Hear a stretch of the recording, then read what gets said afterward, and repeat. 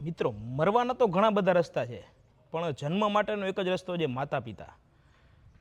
જન્મ બાદ જે બાળકે પોતાના માતા પિતાને ગુમાવ્યા છે, માતા અથવા પિતાને, એ બાળકને મળીએ ત્યારે બાળક કહેતું હોય છે કે મારા નસીબમાં દુઃખ ન હોત, કે મારા નસીબમાં દુઃખ ન હોત જો કિસ્મત લખવાનો હક મારી માને હોત.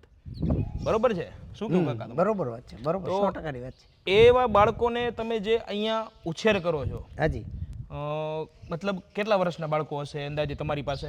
અમારી પાસે નાનામાં નાનું બાળક 3.5 વર્ષનો, એ સામે છોકરો ઉભો ને, એ 3.5 વર્ષનો છે, અને મોટા 11 વર્ષના છે. નમસ્કાર મિત્રો, પોઝિટિવ મોરબીમાં આપનું સ્વાગત છે. આજે આપણે આવ્યા છીએ વાત્સલ્ય બાલ આશ્રમ, અમૃતલાલ મોહનલાલ દોશી ચેરિટેબલ ટ્રસ્ટ સંચાલિત. બરોબર છે. તો ત્યાં કઈ રીતનું છે કે જે બાળકે પોતાની માતા ગુમાવેલ છે કે માતા પિતા બંને ગુમાવેલ છે, તેવા બાળકોનો અહીંયા આ સંસ્થા દ્વારા ઉછેર કરવામાં આવે છે. તો એ બાળકોને તમે શિક્ષણ, સહાય, બીજું તમે શું શું કરી આપો છો એ જરાક મને જણાવજો ને. શિક્ષણમાં અમે તો સરકારી સ્કૂલમાં ભણાવી છીએ, અને એક બાળક હાઈસ્કૂલમાં ભણે છે, તો એને પણ સરકારી હાઈસ્કૂલ છે લતીપર, ત્યાં ભણાવી છે. બરોબર. તમારો એક મને પરિચય આપી દેજો ને. મારો પરિચય તો આજ મારો પરિચય અહીં બેઠો છું, મારો પરિચય મારો પરિચય આપવાની શું જરૂર છે? આ બાળકોને જતન કરીને બેઠો છું અહીંયા. હા, શું નામ તમારું? તો મારું નામ પ્રભુભાઈ કડીવાર. બરોબર. રહેવાનું તમારે મૂળ મોરબી, પરિવાર મોરબી રહે છે, હું એકલો જ અહીં રહું છું. બરોબર. તમે પણ પરિવારને છોડીને અહીંયા માત્ર બાળકોની સેવા આ માટે? બાળકોની સેવા માટે. હું ઘરે જતો નથી, ઘરનાને મારે જરૂર નથી, મારે ઘરની જરૂર નથી. તો આપણે અહીંયા કેટલા એવા બાળકો હશે કે જે અત્યારે અનાથ છે ને તમારે સારવાર કરો છો એવા? અમારી પાસે અત્યારે 28 બાળકો છે.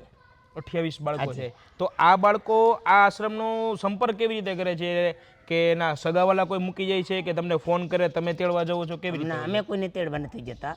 લોકો કોઈને કોઈ જાહેરાત કરે કે ભાઈ કોઈને ખબર પડે કે અહીંયા આવો આશ્રમ છે, અને તો એના આજુબાજુમાં સગા સંબંધીમાં એના પૂરના કોઈ પણ પરિચિતને એને ખબર પડે કે અહીંયા આવું બાળક છે, તો એ લોકો એને જાણ કરે કે ભાઈ તમારા બાળકોને અહીંયા આશ્રમમાં મૂકી દો, તો આ બાળકનું તમારા ઘર ખાતે અહીંયા જ છે કે આવા બાળકોનું અહીં જતન થઈ રહ્યું છે.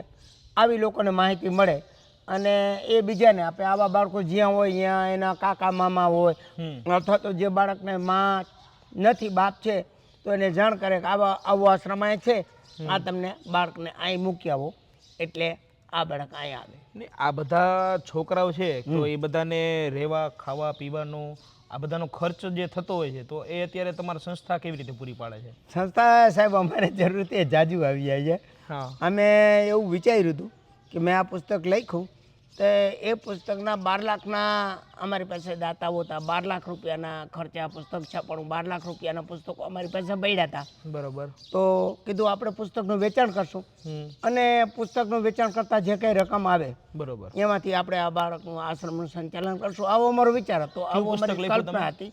સંસારમાં કંસાર. બરોબર. તમે જાતે જ લખ્યું? હાજી, આ મેં લખ્યું. તો આવો વિચાર હતો અમારો કે આ પુસ્તક વેચાણ કરશું, ને એમાં પૈસા 12 લાખ રૂપિયાના પુસ્તકો આપણી પાસે પડ્યા છે, એ આપણે વેચાણ કરશું, ને એમાંથી જે કઈ રકમ આવે એમાંથી બાળ આશ્રમ આપણે હલાવશું. બરોબર. પણ સમાજે એ પુસ્તકો વેચવાની જરૂર પડવા દીધી નથી. બરોબર. અને અમારી જરૂરિયાત કરતા વગર માગ્યું. અમારે ક્યાંય ફાળા નથી, અમારા ફાળા માટે કોઈ ફરતું નથી, ફાળા માટેનો કોઈ કાર્યક્રમ નથી, અને અમારી જરૂરિયાત કરતાં વિશેષ અમને ઊંઘમાંથી ઉઠાડી અને લોકો અહીં ફાળો આપવા આવે છે.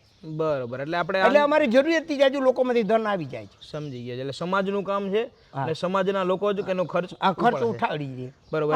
અમારે માગવું પડતું નથી, વગર માગ્યું આવે છે. આ વસ્તુ અને ધન બે. આ કેવડી જગ્યા છે અંદાજે કાકા? જગ્યા અમારે 10 વીઘા જમીન છે, 25,000 ચોરસ ફૂટનું બાંધકામ છે, અને કુલ 34 રૂમ છે. અને આમાં વરસાદનું પાણી બાળકોને મળી રહે એટલે વરસાદના પાણીના સંપ બનાવ્યા છે, અને ગૌશાળાનું કામ ચાલુ છે. છાપરું તો અત્યારે બનાવેલું છે, છતવાળી ગૌશાળાનું કામ અત્યારે ચાલુ છે.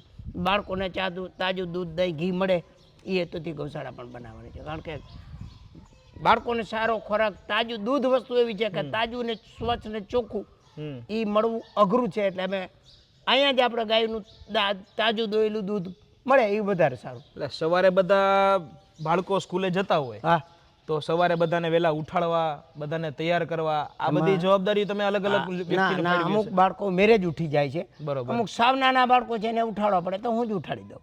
બરોબર. તો આ બધા મોટા બાળકો તો મેળે ઉઠી જાય. કપડાં ધોવા આ બધું એના માટે તમે કપડાં ધોવાનું મશીન છે, બરોબર. એટલે મશીનમાં કપડાં નાખી દેલા. હવે આ યંત્ર યુગની અંદર માણસ વર્ક બધું સંભવ નથી, હા હા. એટલે કપડાં ધોવાનું મશીન, એટલે કપડાં ધોવાનો પ્રશ્ન જ નથી. તો અંદાજે કેટલો સ્ટાફ હશે છતાં બાળકો? 4 માણસનો.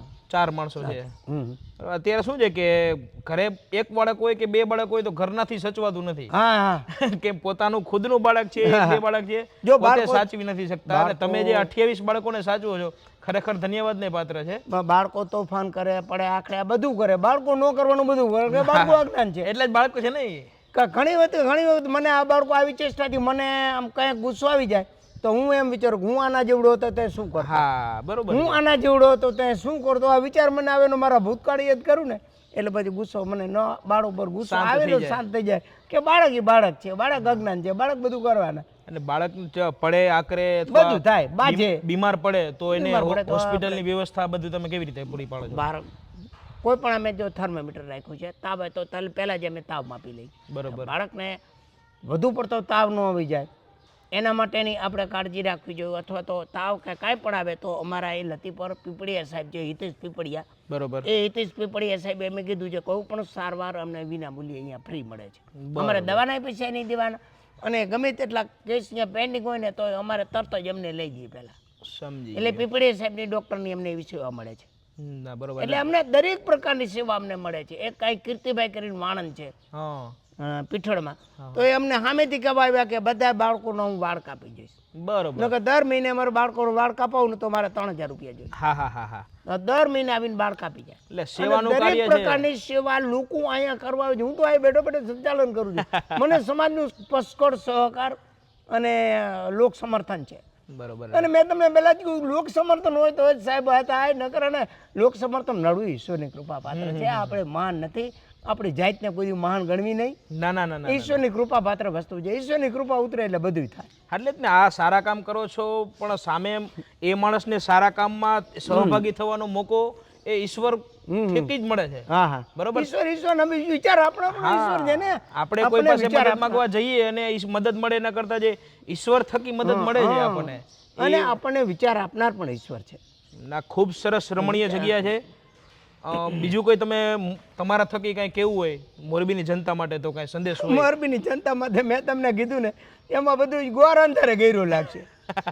જે સારી વસ્તુ જેને મેરે ઓટોમેટિક પ્રકાર પડશે, અને લોકોને આપણે વખાણ આપણે નહીં કરવા સાહેબ. શાસ્ત્રોમાં નિજી વખાણનો નિષેધ છે. આપણે વખાણ હું કામ કરો, જે સમાજ હશે એ આપણો બોલશે. બરોબર છે.